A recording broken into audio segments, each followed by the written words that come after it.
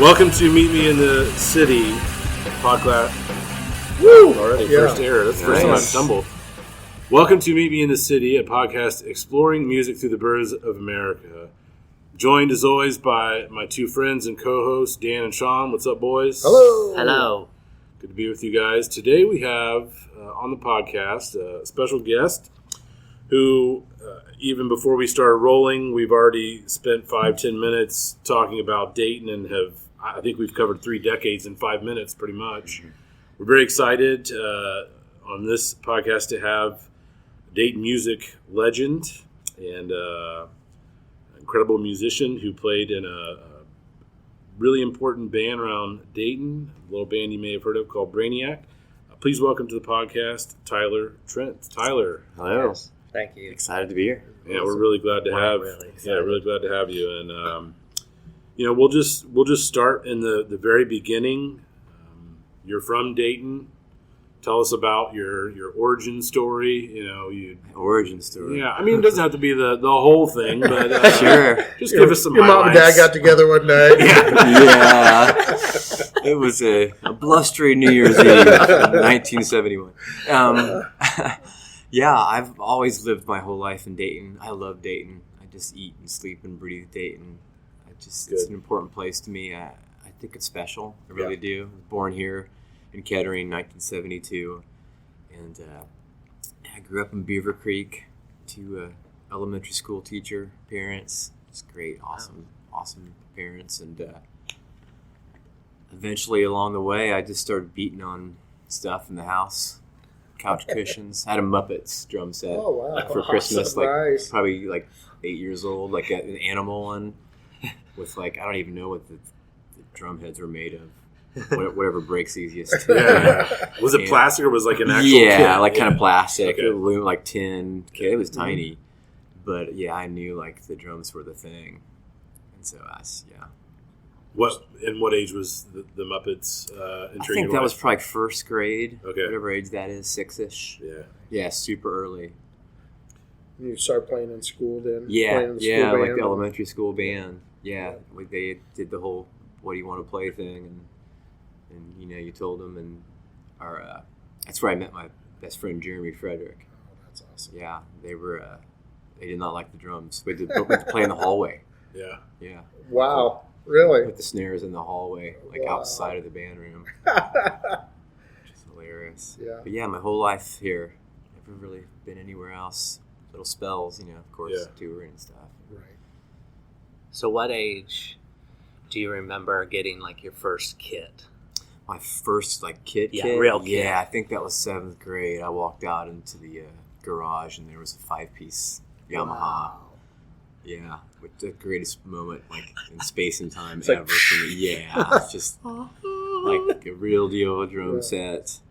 And so that changed a lot. So I learned how to play drums a drum set on that kit.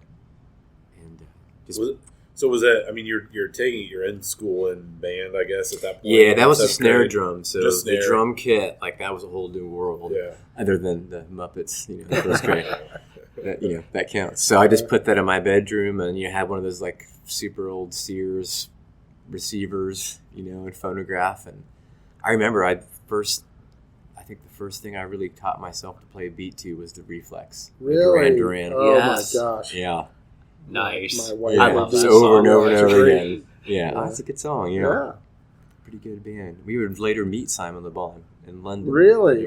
Yeah, playing Wow. back, yeah. Jeezy Pete. Which was That's cool. amazing. Full circle, yeah. Did you tell him the story about how that was the first song? I that you played did. drums? I sat him down and I said, "Hey, I want to tell you a story." Simon, let me tell you this little story. No, he was really, really cool. Really? So That's good. gracious, Good. a sweet dude. That's awesome. Yeah, I remember we were being super judgy too because he had this really cute, super young girl on his arm. We're Oh, wow. that's a little weird. It was his daughter. Oh. Yeah, she was a huge Beck fan. We were supporting Beck and so on that tour. Jeez.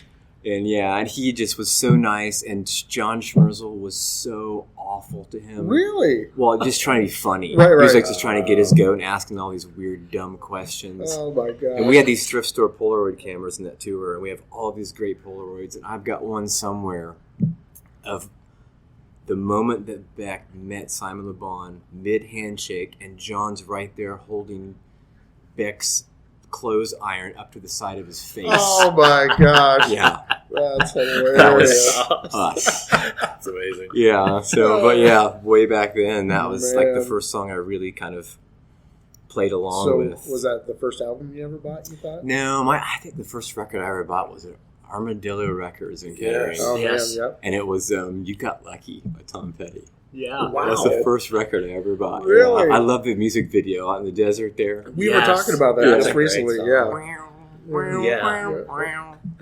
It's good stuff. It is? One of yeah. my faves by him. Mhm. Yeah. And I grew up in church, and so as a kid, like it was a lot of like 80s Christian music. Oh, yeah. Phil Kagi and No. Amy Grant and Petra. I Oh, love yeah. Petra. Servant. Servant. Insert was tangents awesome. on 80s Christian music. Yeah. We I were- just have a Best. feeling. Our first band was a Christian rock Was the band. best, and yeah. So that's We grew up on that too. No, I loved it, and I really didn't. My least favorite word on planet Earth is secular. Uh-huh. To grow up in Yes. church, you're the secular music. Oh man. So that really my first foray into like really, really get into music. Though was when I discovered like just punk rock and That's awesome. Dead Kennedys and Circle Jerks and Black Flag, and then I just fell in love with The Cure Oh yeah. and Joy Division. It's to this day The Cure is my favorite band. Yeah. I love the new record. I It's haven't- so I good. haven't heard any of It's it so yet. And it's good. not just good for now. Like Like, latter it's really day. good. Yeah. It is. Wow. It's like I love it. it's a really good record. I've I only heard heard the the re- one song I haven't listened to. I haven't listened to any of it. I heard a review and they talked about this could have been released, 40 years ago. Yeah. After Disintegration Yeah. or something. Yeah, It It's sounds very. it's just really like- good. Yeah. And so I started really getting into that music, and so that would the stuff that I play along with, That's awesome. and so that early Cure, especially.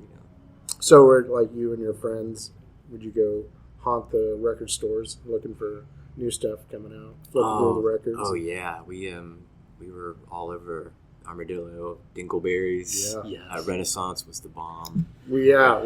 Hey, I bought a Renaissance. record on Discogs a couple years ago, and it was during the lockdown, so I like bought all these old records, and like an old, I don't know, first pressing Joy Division record could run you like $100 or something. Oh, yeah. I found like still sealed, like Christian 80s stuff. For Really? like $3. Like the shipping was twice the money of the records. Sold. So I got like a Daniel Amos record. Oh, yeah. Yeah, I Yeah. love that band so much. Yeah. I got a really good one, Fearful Symmetry, and it was still sealed. No, sorry, that one was still sealed. It was the other one, Vox Humana.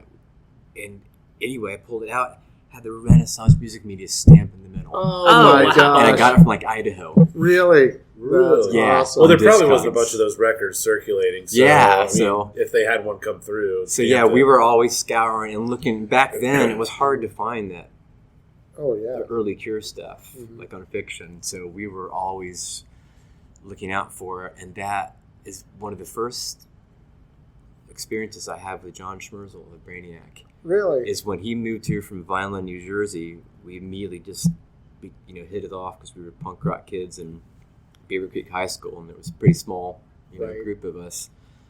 And so Jeremy, my best friend Jeremy Frederick, and I went to his house for a sleepover, and he had a copy of Three Imaginary Boys on vinyl, Oh, my which at the gosh. time was impossible to find. And he wouldn't let us listen to it until we passed a 10-answer quiz Oh on my The Cure. gosh. Yes. We had to answer like 70% right of the That's Cure funny. questions. You have to be worthy. To be worthy of Yeah, listening that's to Three right. Imaginary Boys. So that was Amazing. Johnny's gonna kill me for telling that story on the podcast. But that was awesome. we were all over the record stores. And Very Is that cool. high school by the time you get to This this is point? junior high. Junior high, you're still Yeah. junior high. And junior you're high, outdigging. we're up. Yeah, Jeremy's mom, Jackie, who's a saint. She's the best. She was just always toting us around in the minivan. That's awesome. Even at Cincinnati Wizards Records, we would go down there. I don't remember Wizards. No, I Wizards. don't It either. was kind of in a basement thing off of Vine, right That's on Vine. right. Right around from Bogart. She drove. We skipped school, I think, maybe, like because we were following like all the mail order stuff, Uh-huh. and he bought Ozma by Melvin's, and we were so into that record, and through some mail order thing, we'd found out about this new record coming out called Bleach, that you just had to hear. And so we had his mom drive us down to Cincinnati, and we all bought copies of Nirvana Bleach. Like, I think the day it came out. Oh, wow. Yeah. Amazing. Who knew about that the day it came out? Yeah, I know. You. Yeah. Like 5 other people. Tim and Juan saw them like just a few months before Nevermind came out. Really? In Cincinnati with like 30 people. Yeah, at a bar, Murphy's. It was an Irish. I was just talking to somebody about that. They were it was really? actually an Irish bar or something. Yeah. They played there. Really? Yeah. Wow. It was like, That's whoa. crazy. Next thing you know. There you go. So it sounds like you're still collecting records then. Oh, yeah. I love it. I love physical media. Yeah. It's making a comeback, It's made a comeback, I think. Yeah, even books. Like, I was just reading Barnes and Nobles are opening stores. Are they? Opening? Wow. 60 new stores this year. Really? Yeah. That's awesome. Pretty Wow. sure it's what I read. I was like, they just closed one of ours. Yeah, they just shut a bunch down. That's nuts. That's my wife and I met. We both worked at Books and Company. And that's where we met. And then she went and worked for Borders, and I went and worked for Barnes and Noble. So it's in our blood. So Yeah. even though I'm Yeah, I super love it. dyslexic and don't read much, but You know, it's all right. I love reading. Yeah.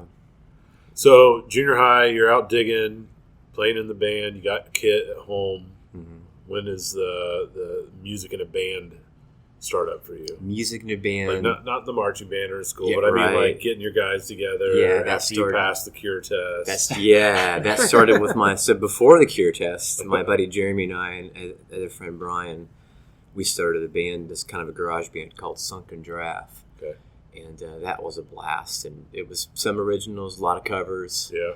And that was a really cool time in the music scene here at Dayton too, because there was a lot of like junior high and high school bands whose parents were, driving them to places and seeing where they could play, and who'd let them in. And there was a club in Miamisburg called Balloons. Oh, Yes, yeah. we went there all the Yeah, time. we used to go dancing there. And all so the we time. would play there a lot. Yeah, It was we- great. We would get paid enough to get like a large Domino's and a 2-liter. Yeah, we played there. 30 minutes or less back then. Yeah, We had we had friends in a band called Naked Before the World, and we I played with loved them Naked Before They the were World. cool. there. They were great. They were cool. Was Kevin Hamilton in that band? Or was he in a different I remember Joe Smith. Ian was the singer. Yeah, was the singer, and Joel Grimes was the Okay, guitar. I'm Or thinking not of a Grimes, different- Joel thinking of a Lynch different was band. was the Guitar player. guitar player. I don't remember. Yeah, but Toxic Reasons played at Balloons. Did they really? Yeah. Wow.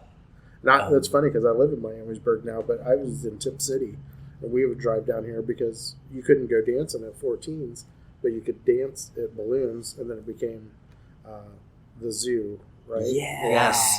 Yeah, it was a dance club. Once I turned 18, you'd go to 1470s and go dancing in the day. But Shawn's from Centerville, and we'd all just hang out. That was a good place. Yeah. So was that your first gig? Gosh. Oh, I think we played like parties and stuff, friends parties. Right. Or had people come over we practiced at Jeremy's house, his first folks lived, and yeah, it was a lot of covers too at the beginning. Like, what were you covering? A lot of Misfits. Oh, A yeah. lot of Misfits. Nice. Jeremy. Yeah, and Jeremy's mom still has his record collection. He's got some like Misfit 7-inches that are worth like a small fortune. Really? Yeah. Wow. All that early punk. Oh, my and, gosh, all that yeah. stuff is just. So we covered Misfits. We covered The Cure. We covered I think 10-15, maybe Jumping Someone Else's Train. We played our close friends would also be people were Liquid Drano. I remember Liquid Drano. Yeah, Sheldon Mutter and the Bagdonis twins. Oh, and wow. So yeah, and those were fun times.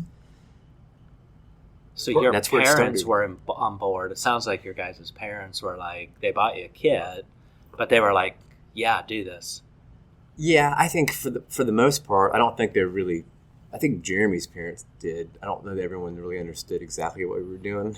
You're just like, oh, it's that's a fun little hobby. Right. Getting Yeah. together with your friends, playing the musics. Yep.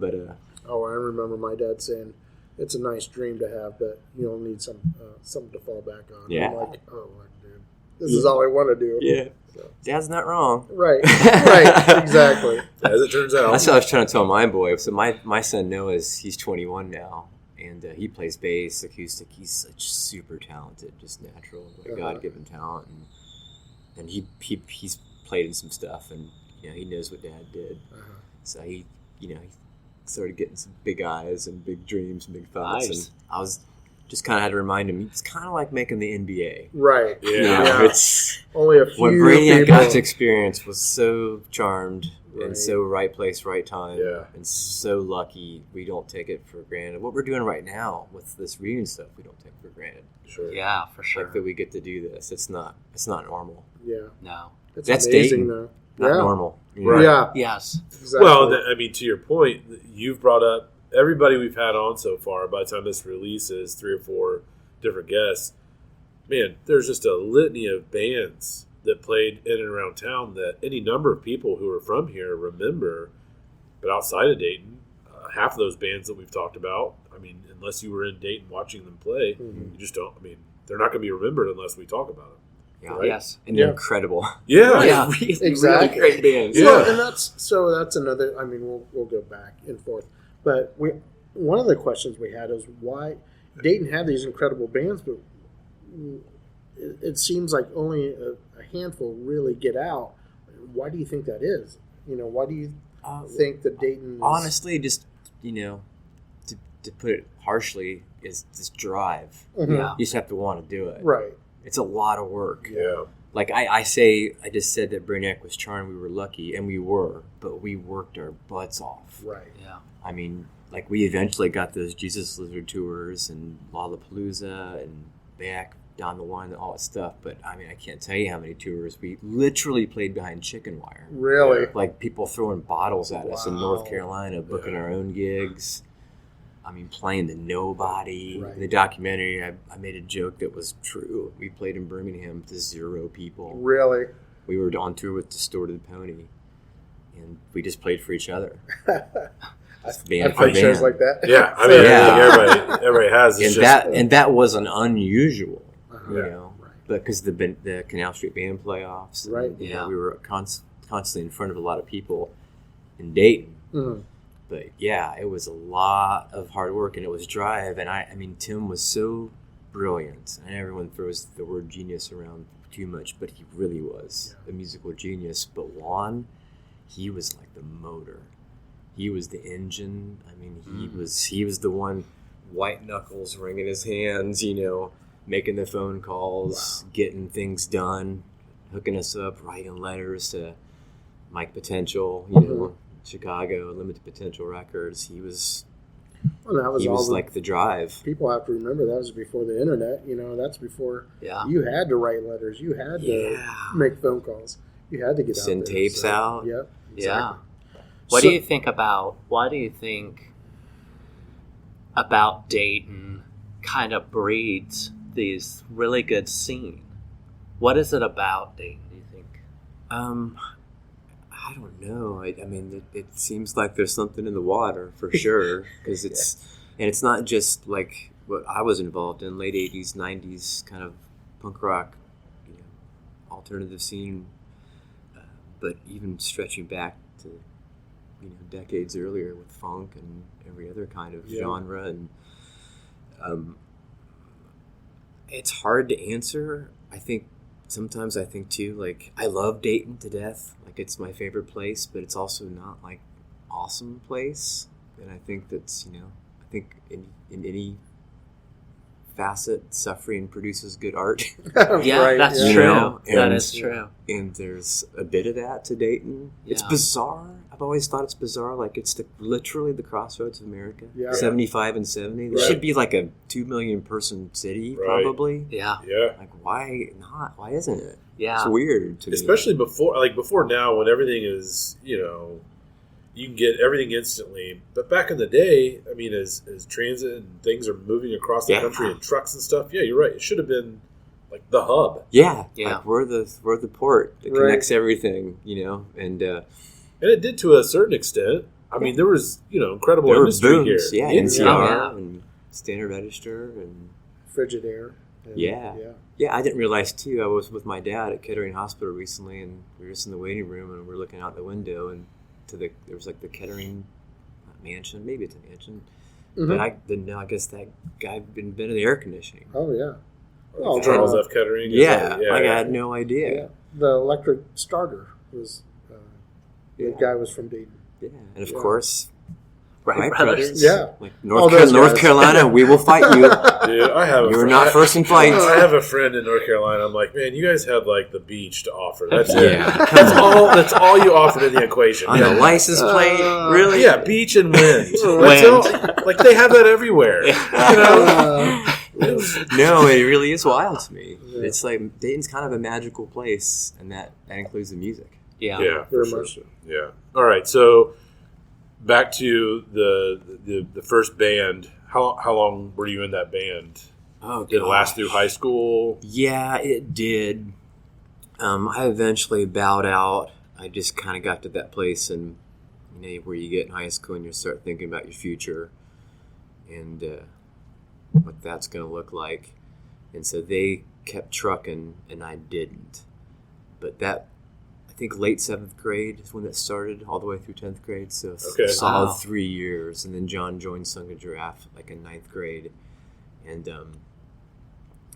Sung of Giraffe played at the 9th grade talent show at Ankeny Junior High School in Beaver Creek. Oh, man. Yeah, and we would have won, but we got beat out by like a piano virtuoso. Like, she was incredible. No. Yeah, like just hated her. Let's break her fingers. She was fantastic. But yeah, like it was great too because we did an instrumental version of a song we had called "This Island Earth," and it was a decent song for high school kids. And we were all proficient enough in our instruments. And I remember we hit the last note, and it was like dead silence in the the little gymnasium, and I was all like, oh no. And then all of a sudden just this raucous explosion, like rock stars were made that day, It was pretty cool. Was that the first time you felt like, oh yeah, this music? Yeah, you get the bug for that stuff real quick. And you see people enjoying what you're putting out there. That's awesome. Yeah, that they went on. They eventually turned into a band called Tribal Nation. After Sung of Giraffe, John and Brian and Jeremy. And so I kind of dropped out of that. I was actually I was trying to figure out what I was going to do. At one point, I thought about going to Bible school and becoming a pastor, and then that didn't pan out. And then so I thought I'd be a teacher, school teacher. Like it's like my whole family are school teachers. It's not just my mom and dad. Like I mean cousins, second cousins, uncles, aunts. My Uncle Jim, he ate, breathed, and slept Kettering. He was a teacher, principal, administrator, superintendent. They named the arena after him there. Oh, really? Trent Arena, yeah, Jim. He was awesome. So that was like the trajectory. And I wondered that. I wondered, like, is there a connection there? Yeah, that's my Uncle Jim. We were super close. I actually did his funeral. Oh, cool. So it was an honor. Wow. And so that got to that area. I was going to Sinclair and just, was going to go from wherever from there. And this is after high school? Yeah, this is after high school. And so Jeremy invited me to come see a Tribal Nation show. And I don't know if it was at Brookwood Hall or Springfield Street. I want to say it was Springfield Street. And so it was a warehouse. So this guy named Ken Gross was just putting on these warehouse shows. And I think they were playing with this band Haunting Souls, who were our idols, like in junior high school. Right, yeah. I mean, they were the best. They still are, like one of the greatest bands ever. Just so good. And so I went to this warehouse show, $5. They were always $5. Yeah. And there was a guy named James there. I think he was Ken's nephew. And he'd greet you at the door, 5 1s. 5 1s. I don't know why it had to be ones, but 5 1s. And so I walked in, and I mean, the place was just electric. Just the atmosphere, just this, it was just so vibrant. Even before a single note was struck, there was just something about it. It was just alive. It was a living, breathing thing. Yeah. And then they played, and I just instantly was back hooked. Oh, man. That's awesome. I was like, oh, man. I started going to shows again, all these warehouse shows. And Nate Farley, he was in Haunting Souls. He was in a band called Stronghold. They were like rap. Yeah.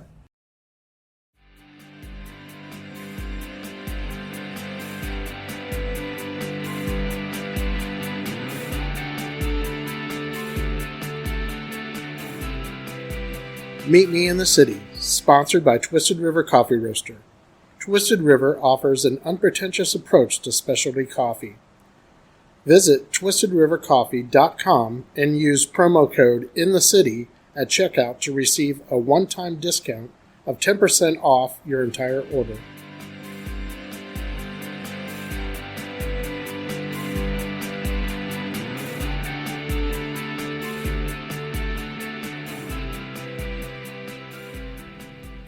This episode of Meet Me in the City has been recorded at B&G Cigar Lounge, your home away from home, located in West Carrollton, Ohio. You can find them at 319 West Central Avenue. They have an ample humidor, all of the supplies you can need for your cigar smoking pleasure. We hope that you will stop by and support them as they are supporting us on this journey.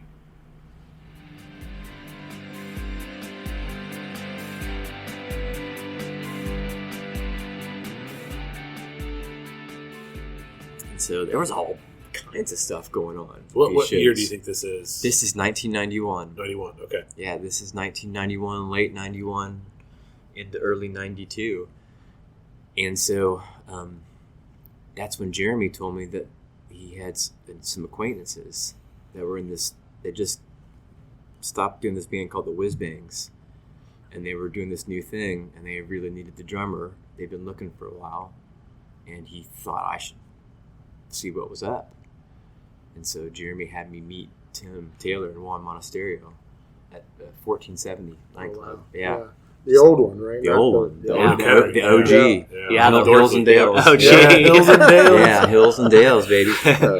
And so he just set up like a meet and greet. We were kind of going there anyway because Thursday night. Yes. Yeah. I think it was a gay club, right? Oh, I've been Yeah. there every Yeah. Thursday night. Yeah, and Thursday Yeah. night was like, Alternative. yeah, Right, alternative night. exactly. And it was the best. Oh, you know? it we was loved It was it, such a man. meat market, too. It was. It was. It was lit, like, there was literally a dance floor, and then there was, like, this almost like Oh, roller yeah, rink yeah.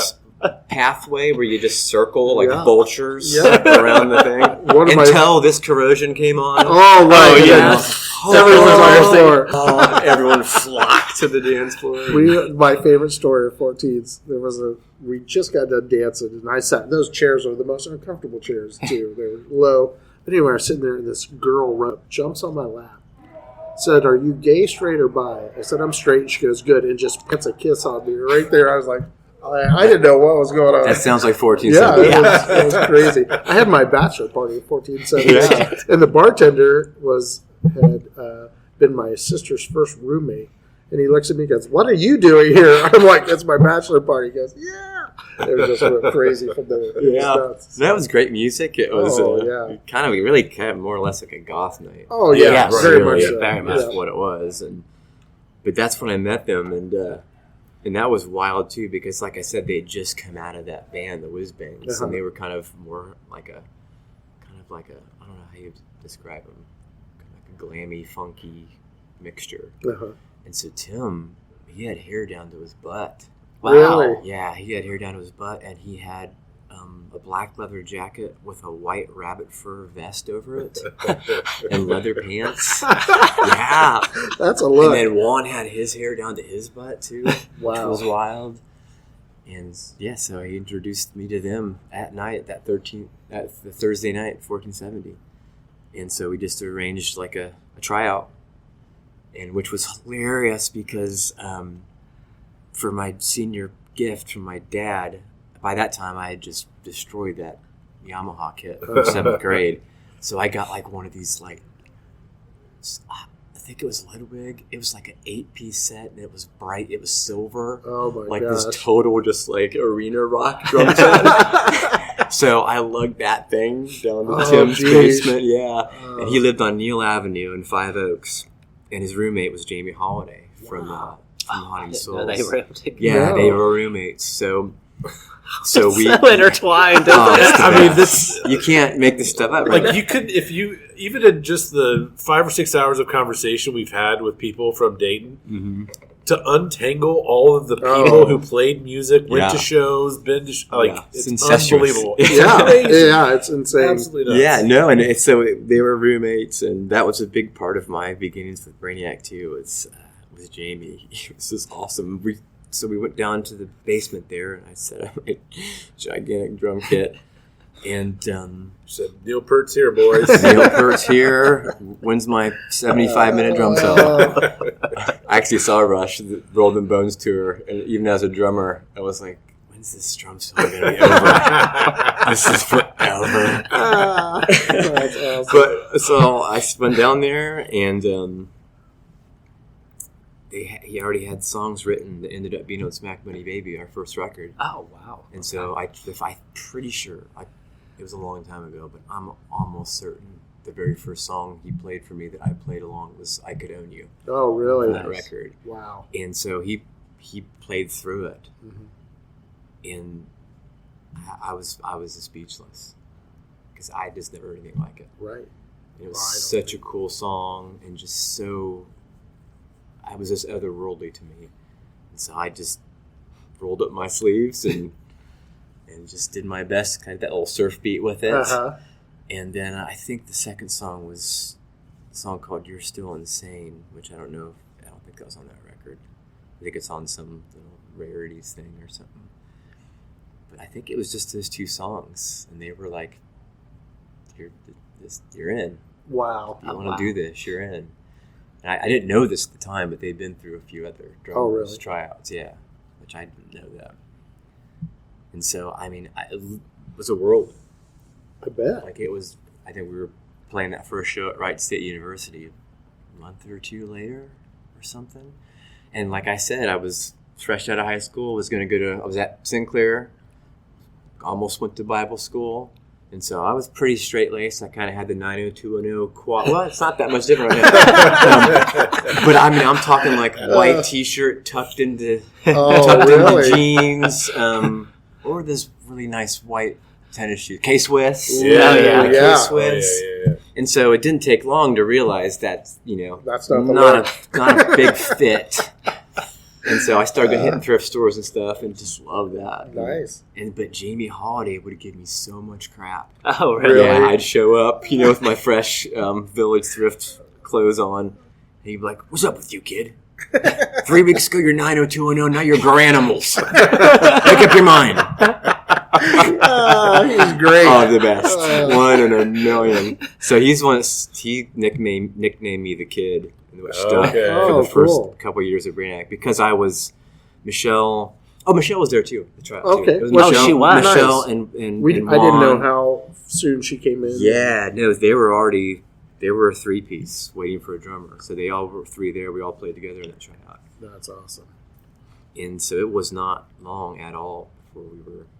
Your first show was at Wright State, you said? Wright State. At the Rathskeller? The Rathskeller. Nice. Yep. Which is funny. It's my boy's an environmental earth sciences major. Oh, at really? Wright State right now. Oh, So that's awesome. I know. I love it. That was our first show, and before you know it, we're like at a piece of crap 82 van, and driving up to what's the Canal Street? But you weren't Brainiac then, right? That first show. No, we were called We'll Eat Anything. Yeah. Yeah, we were almost. Well, it depends on what flyer you saw. Officially, we were We'll Eat Anything, but on some flyers, we were called The Girl Who Met Ozzy. Because Michelle had just met Ozzy. Wow. So, yeah. very literal band. It's kind of a cool name, though. Yeah, The Girl Who Met Ozzy. That's kind of a cool name. And so Juan, pragmatic, brilliant Juan, who was the engine, he showed up to practice one time with like a printout of optional band names. We all voted. And so we looked at everybody's lists and whittled it down. Wow. But we were this close to being called Pop Gun. Pop Gun. Again? Yeah. I like Brainiac much. Yeah. Oh, yeah. Yeah, Venus and Furs was one of the finalists. Pop Gun. There were like 5 that got whittled down, but Brainiac's what we settled on. That's awesome. Yeah. It's amazing. I think it was a good choice. I think so. Yeah. I think it worked out all right. It was I don't know how Pop Gun would work with the letters. I mean, the numbers, sorry. Right. Right. Yeah. Got 0 in there, at least. So. So this is what, like 92 by the time you guys This is are 92. officially Brainiac. Yeah, this is 92, and I think it was because I started dating my now wife very soon after joining the band because she always jokes and she's dead serious. if she would have known, she said if she would have known I was in a band, she wouldn't have dated me. Oh man, Sounds pretty smart. Yeah, so it was all really tight there. And I remember one of the first shows we played in Cincinnati was a place called Chili's. It was a basement bar. And Chili's, not famous for baby back ribs. No, not that one. Not that one. Euclid Tavern up in Cleveland. We would do like the kind of Ohio thing. gotcha. Stashes in Columbus. That might have been a little bit later. And then we started booking our own little tiny East Coast jaunts. I was gonna say, did you guys have a manager? You gonna go on? Well, it's to funny. do it? Do you guys know who Chris Weddle is? I know the name. Yeah, so if you saw Chris, you'd see him around. He's awesome. He goes like every single show. He's like a huge supporter of the Dayton music scene since time began. He's just a wonderful human being. And I think he was calling people up for a period too early on, getting those shows. But it was, I mean, like there were early little, when we got on Grass Records, it all happened really fast. So Mike like Potential, from 92, that first gig to when you got on Grass. super fast, because in between there was Mike Potential. That was when Juan sent a letter to him in Chicago asking if he would do something with us. And talk about a pretty good first 3 or 4 releases. Mike's first 001 Limited Potential was I Am One by Smashing Pumpkins. Really? Yeah. Wow. That was his first release. Not too bad. Not too shabby. I've heard of them. I think his third thing was a Teenage Fan Club. Oh, So, really? Oh, man. Yeah. Wow. And then us, the Super Duper 7. Oh my gosh. And somewhere he has the letter still. He kept it. Where this is awful, but somewhere in the letter, Juan offered Michelle. Really? Yeah. Oh my yeah, it was like a sacrifice. Oh. Total tongue in cheek. They grew up together at Fairmont High School, Okay. Fairmont East or West or whatever it was. But yeah, that was like that was how we. One of the more Michelle was unusual living. offers he received. Now we've had some stuff on writers before, but that was Yeah, and Juan jokes all the time too because he's so smart. We on these recent tours, he's just like, oh my gosh, all the things that would have canceled us, I guess came. Oh. Yeah. But that was Limited Potential, and that was great. But it wasn't any time at all where we found ourselves just sending tapes around, and ended up on Grass Records. And that's another one. Like I said earlier, how we were so charmed. Right place, right time. So Grass was a gal named Camille Ciara. She's lives in Queens. Okay. Like if you saw her, you'd think, maybe she listens to AC/DC or... Yeah, she's featured in the documentary. She's in the documentary. Yeah, She yeah. says genius for everything. That's genius. Yeah. Oh, it's genius. Yes. So her first release was Mr. Love single by Toadies. Really? That was her first thing. Sheesh. Brainiac.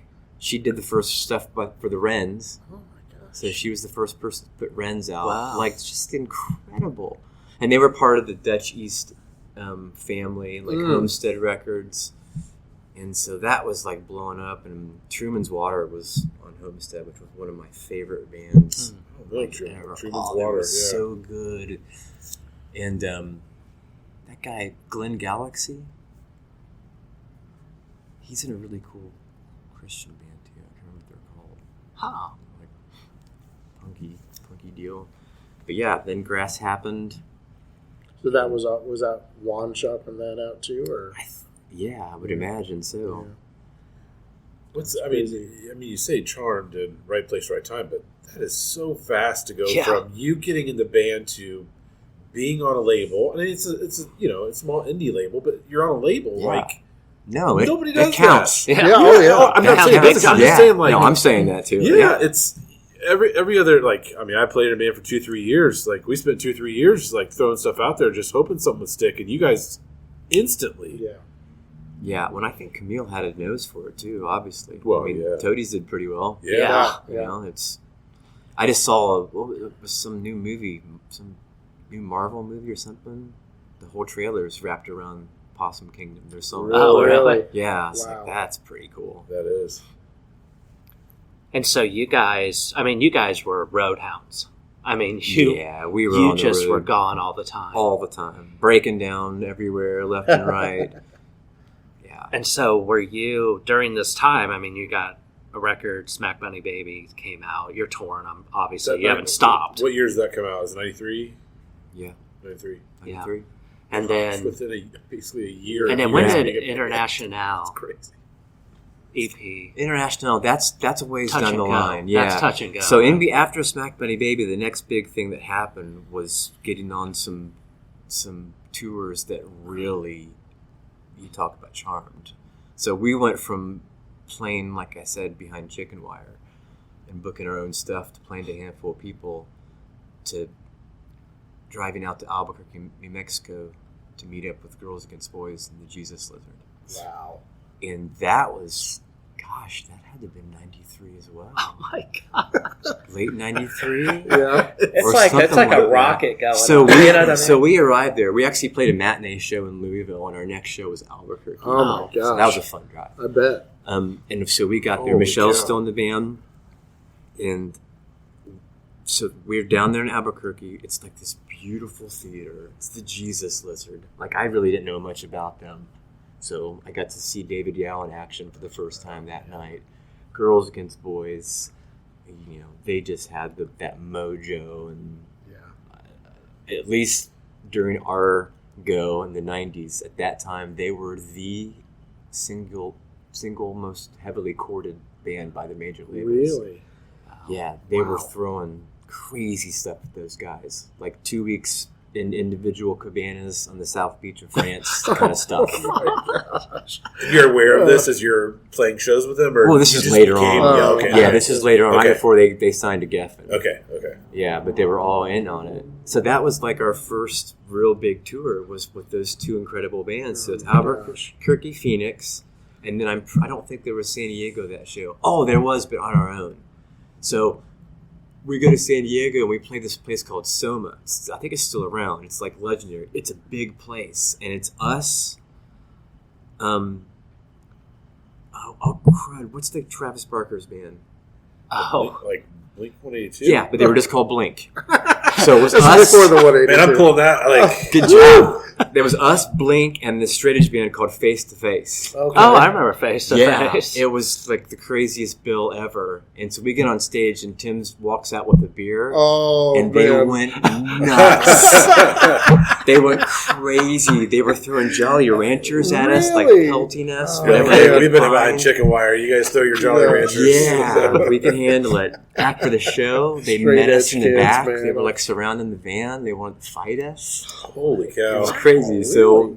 that's all happening. But then the next show was in Los Angeles. This is our first time like west of Cincinnati or Wow. whatever you do. Right. Maybe we played Louisville. But so we're in Los Angeles, that first tour, playing at the Whiskey A Go Go. Oh, Wow. I mean, it's like like, how did you get those totally dates? The in LA and the... Jesus Lizard. Oh, they It was the Lizard tour. Yeah, Oh, sorry, we were so back. You rejoined We them. just like Okay. one night off San Okay. Diego. Which I you're like, think yeah, we're not that's- going to do that again. No more one-offs. Stick Yeah. with these guys. And so we're in Los Angeles. It's just the iconic Whiskey A Go Go. It's sold out. Smashing Pumpkins are there backstage, like hanging out with the Jesus Lizard. And then, check this. This is totally nuts. Then this guy walks in, and he's wearing like leather pants and a leather vest and no shirt, just chest hair everywhere. And he plops down and starts talking to David Yao, and they're just having this weirdest conversation ever. Timothy Leary. Are you serious? The acid guy. Oh Our my first gosh. show in Los Angeles, Timothy Leary's there. Wow. Right? That's the That's- acid guy. Yeah. Drop Absolutely. out.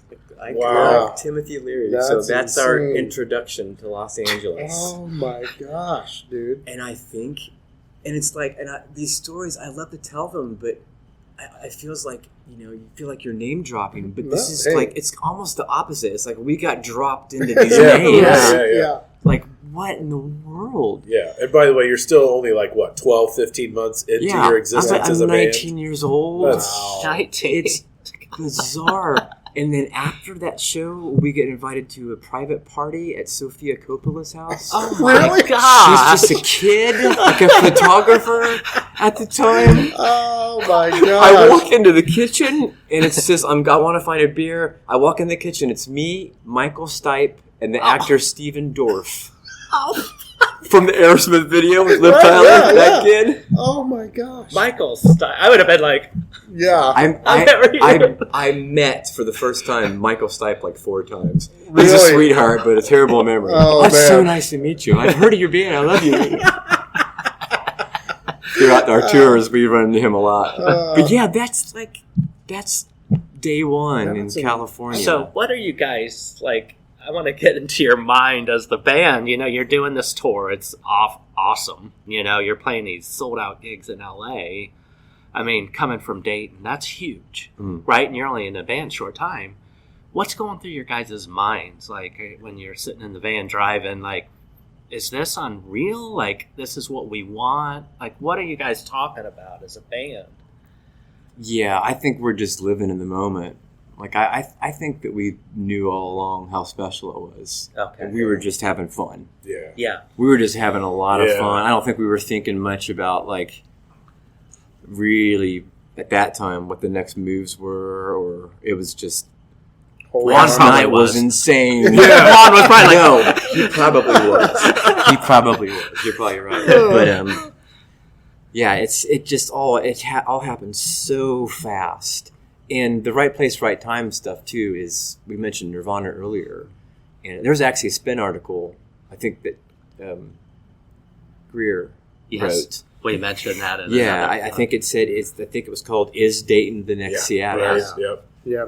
And so the labels were scrambling to find this next boom, the next Soundgarden, Nirvana, Pearl Jam, The next Right. big scene. the next big scene. Yeah. Right. And Yeah. it's like, and my answer is, why not Dayton? Yeah. Well, I think Like with the bands that, we kind of had talked it. about, and why didn't that happen? We just think there wasn't the capacity for like A&R guys to come to showcase a band.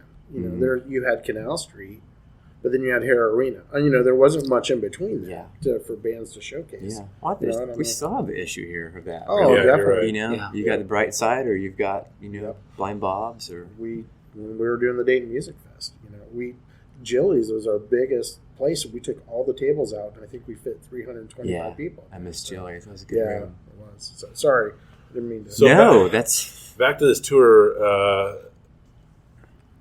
only to bring it back to Dayton. You're out touring.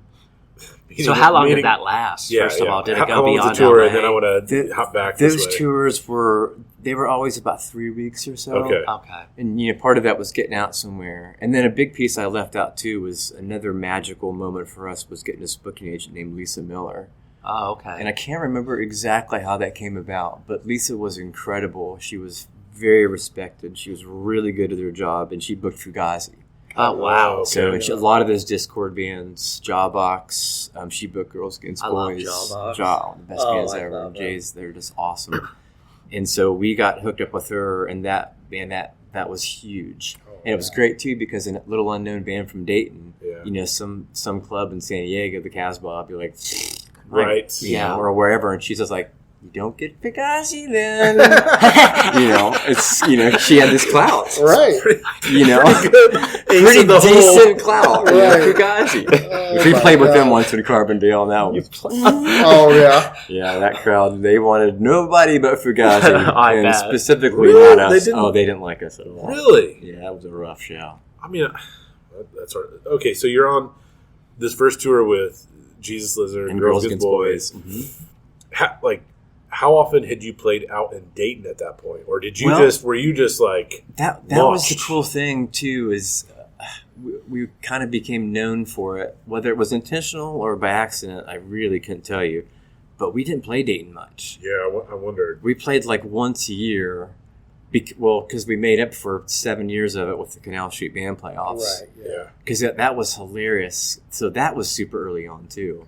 Like, I think I joined in the spring. That was that summer Was it? of '92, Okay, and the okay. reason we even did that is because in the fall the Breeders were going to play a very rare show at Canal Street. I was there. We wanted to open, I saw you guys so there. we That's asked awesome. Mick if we could play, and he said, if you'll do the playoffs. That's awesome. That was the caveat. Support the scene, man. Yeah, I was gonna say, do you have a Mick Montgomery impersonation? I'm not. I do not. I'm not even kidding you. We were just like, you know what? We'll just play the first round, get knocked out, and be on our way. Yeah. And we ended up winning the darn thing. That's awesome, man. Because people wanted to come see us. We won the next year after year. So and so we played, and we didn't have the songs. It was like 2 45-minute sets. Right, We did Nausea by X. We did like several covers. Did you? We did some songs that you'll never ever hear again. There's a song called Silver Tongue. I actually liked it. There was one called Wan Song or Swan Song, depending on the set list that night. It was one of the two. That's so awesome. yeah, that was the Canal Street Band Playoffs, but we got that show with the Breeders, and that was awesome. like Cannonball. Yeah, Cannonball. that's the first time I saw you guys was at that show, and the line was out the door. I mean, it doesn't hold a lot. Fire marshal, illegal, right. Yeah. And you guys got up there, and I'm like, what is this? Like, it was like, hold on tight. And you guys are infamous for short sets, which I loved. It was like, bam, you're going to hit somebody, and then you leave the room, right? And I was like, what is this? We got in trouble later on when we were starting headline tours. Oh, really? Oh, yeah. For not playing long enough. Oh, yeah. Like, you can't play 25 minutes. What are you talking about? You're the headliner. It's like the most punk rock thing ever. Yeah. 25 minutes. Then we We're do out. it, and then we would like, then we do an encore, and it would be like the first song off this record. Just like 30 seconds long. Yeah, right. That's that. Yeah. Do you mind? This feels like a good time to take just a quick bathroom break. Is that okay, Sprinkle? It's all right with you guys? Just 2 minutes. Sure. Is that cool? Yeah. Hey there, Producer Sprinkle here. Thanks for listening to part 1 of this conversation with Tyler Trent. Stay tuned for part 2, which will be our next episode. If you haven't already, giving us a rating or review on whatever podcast platform you're on helps us out a whole lot. That's all. We'll see you next time.